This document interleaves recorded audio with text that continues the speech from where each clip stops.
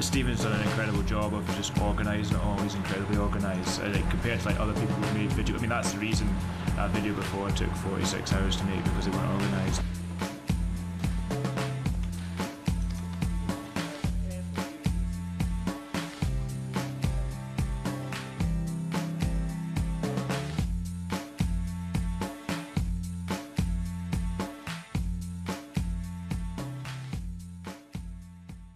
When I heard Louise's track Astronauts, I thought it'd be great to have them being a Scottish band, fantastic music, and to have a fantastic backdrop. I thought of a kind of epic panoramic backdrop.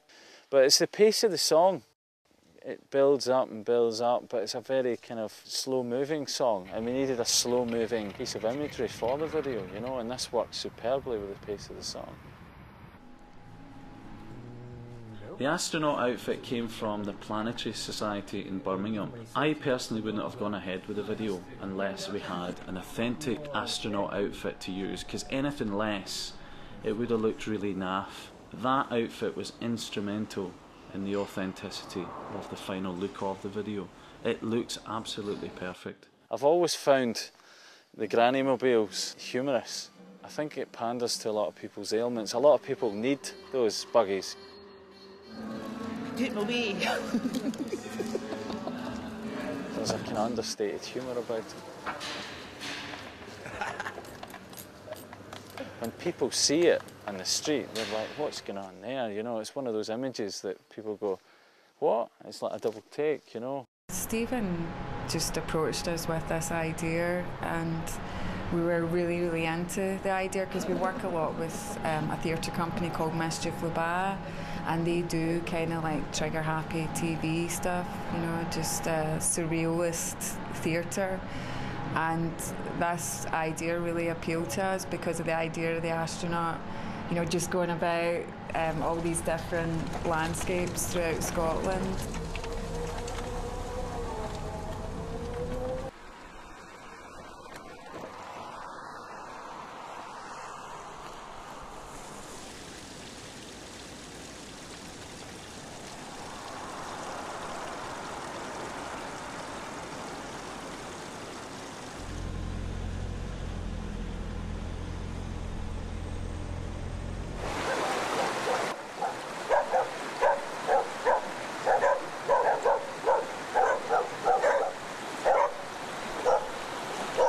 Brian and myself were working on a film called Cycle last year. There was a location for a wee cottage. I think that's subconsciously stuck in my head when I storyboarded the intro to this video.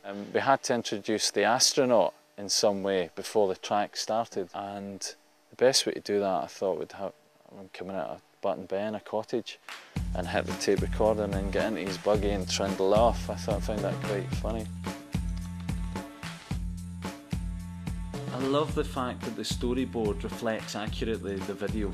A lot of the scenes, sketches of the storyboard are very simple in design and composition, because I knew that the subject matter of the video was captivating enough for the viewers. The marriage between high contrast black and white visuals with saturated colour was absolutely perfect. Staying true to the original storyboard was a difficult process for me because I've been so persuaded by the spontaneous nature of music video shoots especially. So this was a real challenge for me, and it worked a treat. The opening day one was a green screen shoot, and whilst we were getting set up to shoot the band, we had Amber D interview the band. The atmosphere was great, the crew were in good form, the band were relaxed. It was fantastic. A good friend of mine, Neil Richardson, came along to play the part of the astronaut, and he was good for morale and for atmosphere because he was acting the goat all the time. And Neil's a school teacher as well. Unbelievable. I think that a bra attached to my head. I think the ear warmers are absolutely I was amazed at how relaxed I was on set. Considering this was my first music video, we were extremely well organised and well prepared for this. You can see that everyone was very relaxed, everything moved calmly and swiftly on to the next scene. American flag, Scottish flag. At the end of the day, I think it was an enjoyable experience for everyone involved. The lighthouse itself was a wee bit cold, but no one was complaining. Everyone was in good form, and I think they enjoyed it. I think Louise enjoyed being dressed up as an astronaut. She seemed to enjoy that opportunity. I feel like I've just landed on the moon. Who says they faked the moon landings?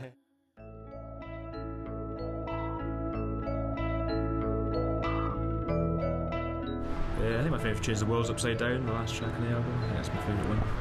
Yeah, that was a track that ended up us going to Serbia, really, because that was the one that was downloaded and played on Studio B, the radio station. It's 10 minutes long, which is amazing, but because their chart is based on airplay, after he downloaded the MP3, you know, it was just getting played all the time and people were demanding to hear it. And we just got this email saying, you're in the top 10. We thought it was a joke. And then next thing they were just saying, oh, you've got to come over and play, like, tour Serbia. So we're like, yeah, we can do that. When it came to editing, we started to put the whole thing together and we were quite happy with the way it was looking, but there was an awful lot of effect shots. There's always the green screen stuff. Also, I was always worried about the reflections, the way the green was reflecting on the band equipment. All these things can be sorted in edit. It takes a bit of time.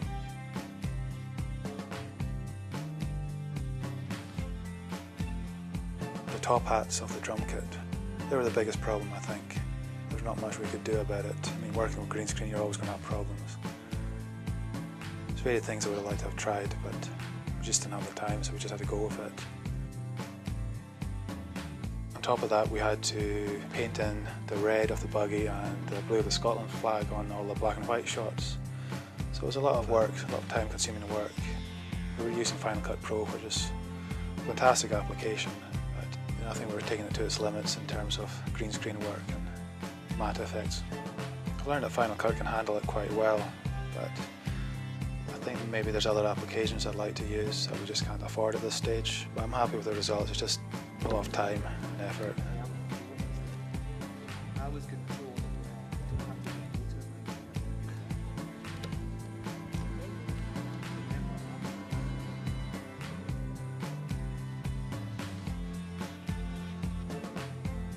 I also like the last shot of the video where Louise takes off her helmet. This was something we were trying to do on the day of the green screen. I think it was the last shot we were doing, or one of them, and it's proven to be very difficult trying to get Louise's reflection in the helmet. And I really didn't think we had achieved it. I was convinced by Steve to try it out anyway, and I did, and we managed to get that shot working for us. It took a while to layer that shot on top of the shot of Louise taking off the helmet, but it worked. It looks quite good.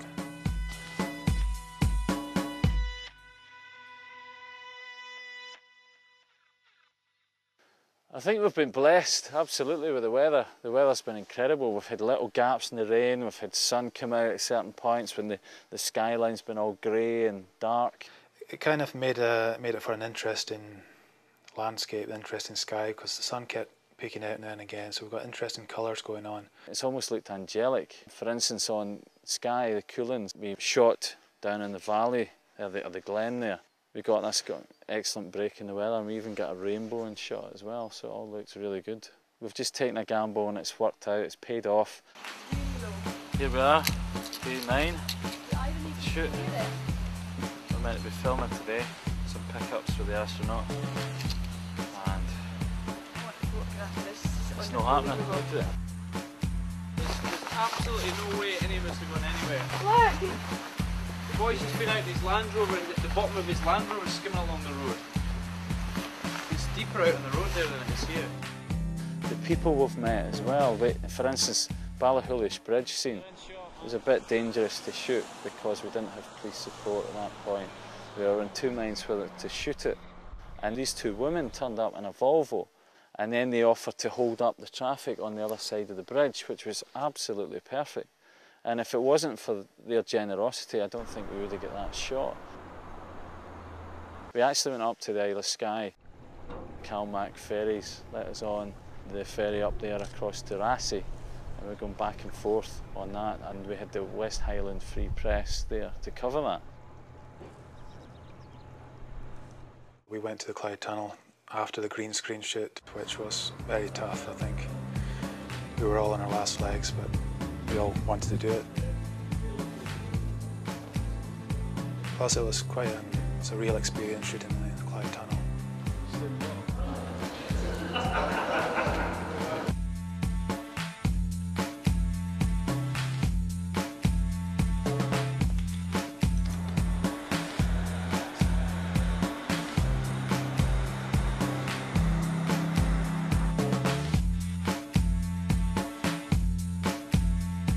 You know, the people in the Clyde Tunnel were kind of falling over themselves to let us do whatever they wanted.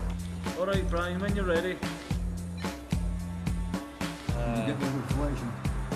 You wake you stay at the sun. All I'm interested in is getting your reflection off the tower. Fortunately, they were putting up this silver panelling in the tunnel, which gave this superb reflection off the lights of the buggy, and you know, it just looked superb.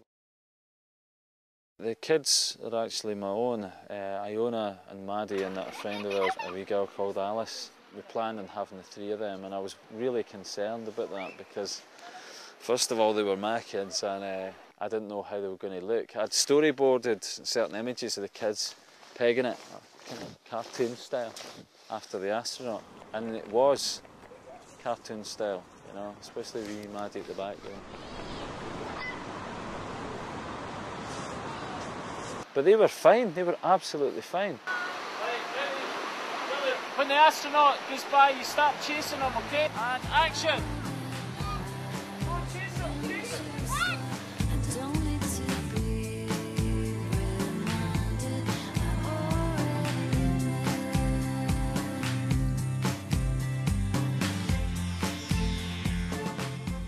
The Highland cow scene was a bit treacherous. We were driving into Plockton. The Highland cows were on the road. By the time we get Brian in costume, the Highland cows had disappeared. And then we shot a scene down in Plockton, and a man in one of the wee corner shops came out and asked for his photograph to be taken. He made a phone call to a woman in the neighbouring village of Jurnish. By the time we got there, she pulled the whole herd of Highland cows out her field. And they were all hyper, they were all bucking around. We were only expecting a couple, but she brought out the whole lot, and they were running about the place quite manic, and we just had to keep shooting until we got the shot.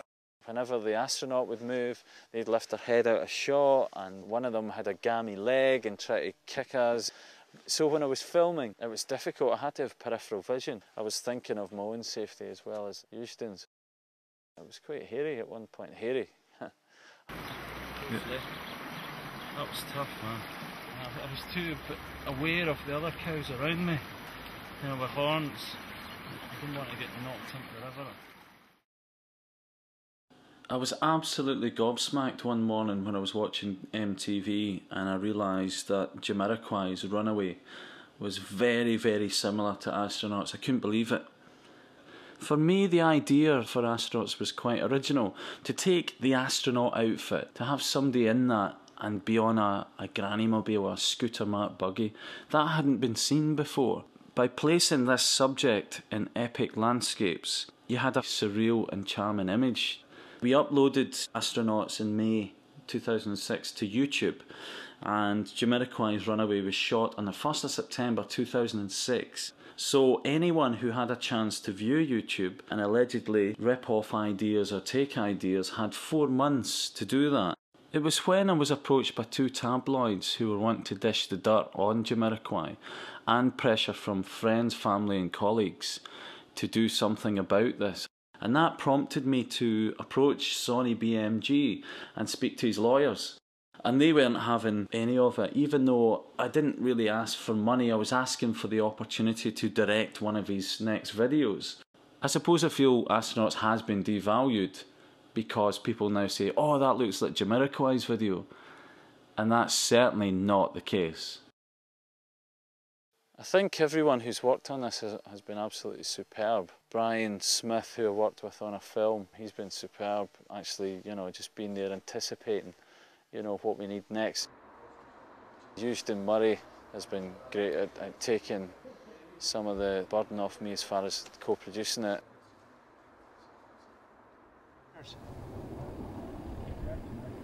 Okay, action.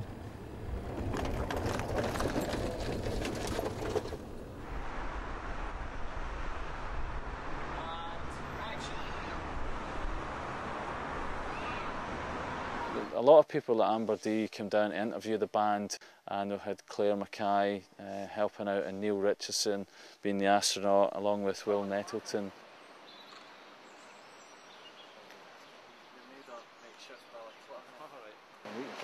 How do you feel, Will? Sound. Sound. Ready for a pint? Who's getting them in then? We've got the bar. I've called in a lot of favours to get this shot. We stayed in youth hostel. We were absolutely short of cash. It was £9.50 a night, and myself and Brian and Houston stayed in this caravan at the back of the youth hostel. I remember Steve coming round to the front of the inn, and he had this look of disbelief on his face, and he had something to show us, so he took us around, myself and Brian, and showed us the caravan. And it wasn't just your average white caravan, it had like planets painted on it, and the SS Enterprise. Each bunk had different names, like Uhuru, Dr. McCoy, Captain Kirk, and it was perfect for what we wanted, you know. Come into my patch. What a beautiful morning, man, check it out. On Sky I was filming, this lovely bit of light hitting the ground just before the astronaut, and he came into this light. And behind, when I saw the viewfinder, it looked like there was some kind of a white dot, a white disc or something like that. And when I looked through the viewfinder, it was kind of hovering across. We've had a wee look at it, and folks seem to think it's a seagull. I beg to differ, I think it was a UFO. I think the mothership was coming down for this guy. Because there's no expression on the astronaut's face against this highland backdrop, it looks fantastic. It turned out better than I ever imagined. Sometimes you come up with an idea that seems a bit cheesy and naff until you actually go to the lens and put it all together and see it there. It's captivating when you watch it, and I hope it will keep people's attention, you know, when they're watching the actual finished product.